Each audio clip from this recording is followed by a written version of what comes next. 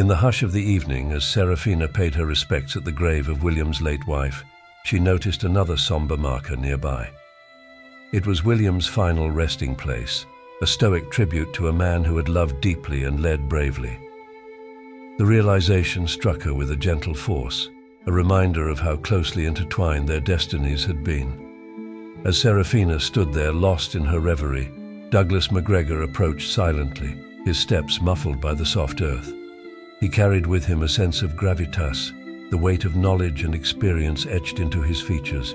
Standing beside her, he began to speak, his voice low and measured, filled with the respect befitting the memory of a fallen hero.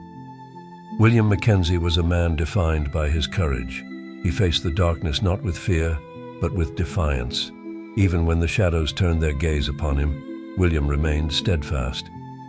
His battle was not against flesh and blood, but against forces that sought to corrupt and destroy all that he held dear. Seraphina listened intently, her heart heavy with the knowledge of William's sacrifice.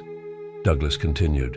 He fought until the very end, never wavering in his commitment to protect this land and all who dwell within it. His legacy is not merely in the actions he took, but in the spirit he instilled within our hearts.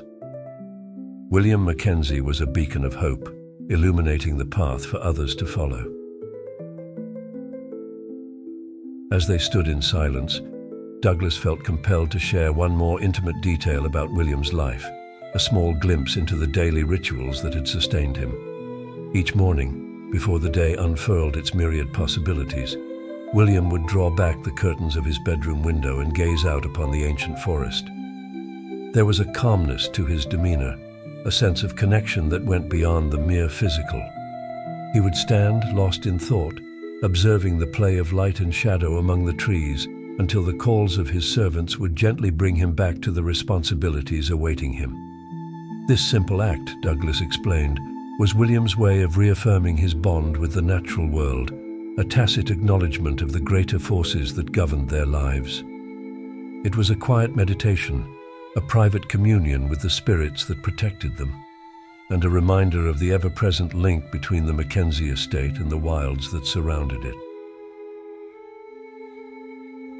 The sun had almost set, its last rays casting a warm glow over the graves, a tender parting gift from the day. Seraphina turned to Douglas, her eyes reflecting the light of the dying day. She said, "William's fight will not be forgotten. The Mackenzie estate, and all those who call it home, would remember his valor. She would make sure of it." Douglas nodded, a small smile of gratitude crossing his face. He said that William's legacy would live on in the stories and in the strength they drew from remembering his sacrifice, and he had no doubt that William's vision would flourish anew. As the sky turned to deep blue and the first stars began to dot the heavens, Seraphina allowed herself a faint smile. In the shifting patterns of moonlight and shadow, she fancied she could see William's watchful gaze upon her, his spirit guardian to her own. Seraphina then knelt before William's grave, her movements graceful and respectful. With a voice softer than the whisper of the wind through the trees, she revealed a secret that tied her own fate to William's in ways that went beyond their shared commitment to the Mackenzie lineage. She murmured as talking to William himself. The woman he helped during that long-ago winter was her mother. His unknowing act of kindness bound them, and current his sacrificial spirit watched over her, just as it did over this land. As Seraphina rose from her vigil, she cast one last look at the gravestones that seemed to glow in the moonlight.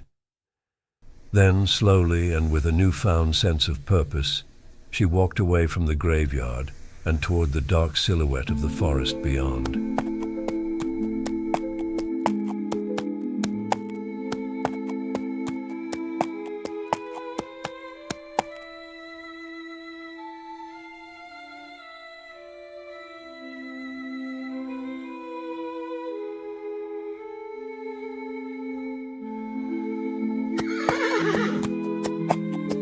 The Mackenzie estate would stand strong, not only as a testament to William's unyielding will, but also as a symbol of the unseen bonds that united all who called it home.